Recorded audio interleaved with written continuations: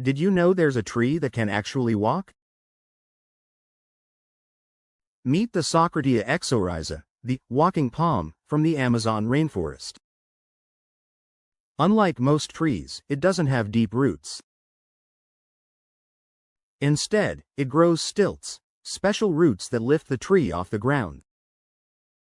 These roots let it slowly move up to 20 centimeters a year.